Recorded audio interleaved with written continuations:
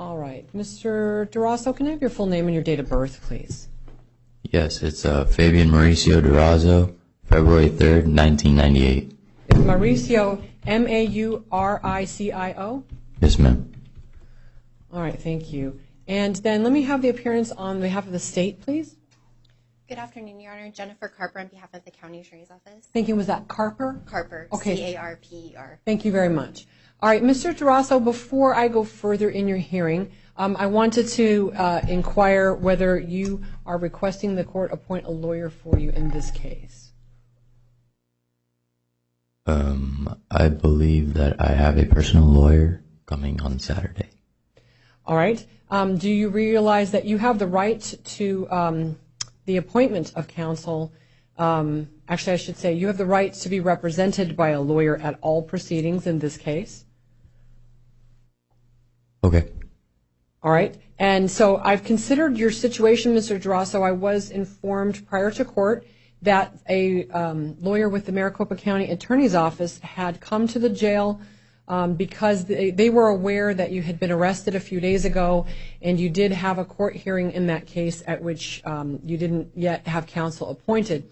And so I think they came in an abundance of caution, recognizing that this is a very serious case and that they wanted to be available to facilitate the court's obligation to see that your rights are protected, and that that does include the right to the appointment of counsel.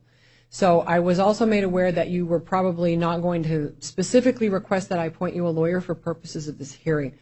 But I have considered your situation, and that does include the allegations against you, which which certainly are serious enough on their own and could result in a capital murder allegation. And this court believes that it is in your best interests to be represented by a lawyer at this hearing. It also appears from the facts that you are unlikely to be able to afford to hire your own attorney right now to represent you today, and that if you do have a lawyer coming from California, it is always your right to hire the lawyer of your choosing. You can choose your lawyer. But right now that person is not here, and you are here before the court unrepresented on some extremely serious allegations. So I believe that you do qualify for court-appointed counsel, and that because this court has an obligation to see that your rights are protected, and indeed that the court proceedings, the appellate record is protected, I am going to go ahead and just appoint the Maricopa County Public Defender's Office in your case.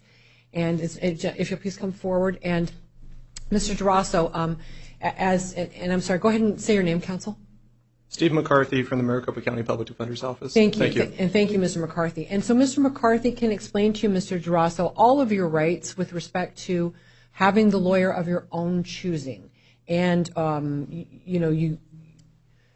you have rights when it comes to that.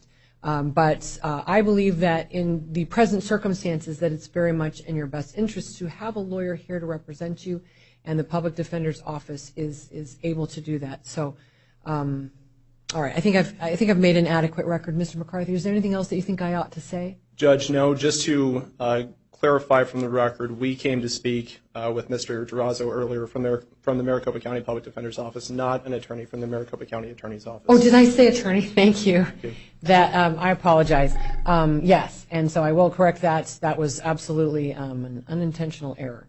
Okay. So now, Mr. Durazo, I'm going to advise you of the charges. And I'll just note, and Mr. McCarthy, you did have a chance to meet with Mr. Durazo prior to these proceedings? That's correct, Your Honor. All right. And was there anything that he told you that would lead you to believe he does have the ability to hire his own lawyer right now for this hearing? Not for this hearing, Your Honor. All right. Thank you. Okay. So, Mr. Durazo, I will advise you that you've been indicted by a grand jury, which means that a grand jury met, they heard evidence, and they found probable cause to charge you with 2 counts of murder in the first degree. Those are Class 1 felonies. 1 count of kidnapping, a Class 2 felony. 1 count of armed robbery, a Class 2 felony. And 1 count of theft of a means of transportation, and that is a Class 3 felony. You will be arraigned on February 7th. That is a Thursday, February 7th at 8:30 in the morning in the downtown Superior Court. Before I set conditions of bail or release, I'm going to hear from the state, and then Mr. Durazo, I'm going to hear from your lawyer. So, Ms. Carper? Your Honor, we're asking the court to keep the $1 million cash bond in place that was previously issued by the La Paz County Justice Court, the Courtside Justice Court, and then also issued as part of the warrant in grand jury by Judge Myers, who issued that expedited warrant. If the court's inclined to do that, I won't go into further details about the case. I am inclined to do that, so if you want to sort of punt, and we'll hear from Mr. McCarthy, then if you wanted to offer further argument, I would give you a chance. That would be fine, Your Honor. Okay, thank you. Ms. McCarthy. Your Honor, we feel that $1 million is excessive. We would ask for $500,000. Given what is known about this case, that sum would be sufficient to ensure that Mr. Durazo is present for any future court proceedings. Thank you. All right, thank you very much. Mr. Durazo, I have considered the indictment and not as substantive evidence, obviously, but the issuance of the warrant in your case. And I will just also note for the record that I have reviewed one search warrant in your case, and so am familiar with those factual allegations.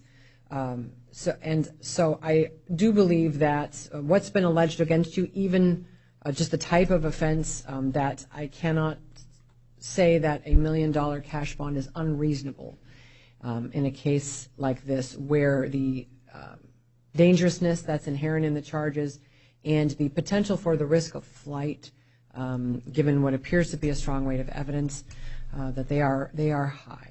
So I am going to affirm this bond, Mr. Durazo. That is a $1 million cash-only bond. If you do post the bond, then you are ordered to comply with all of your written release conditions, and those include no going to the scene of any of the alleged crimes, no contact with any witnesses, no weapons, no drugs, no alcohol. You are still under 21.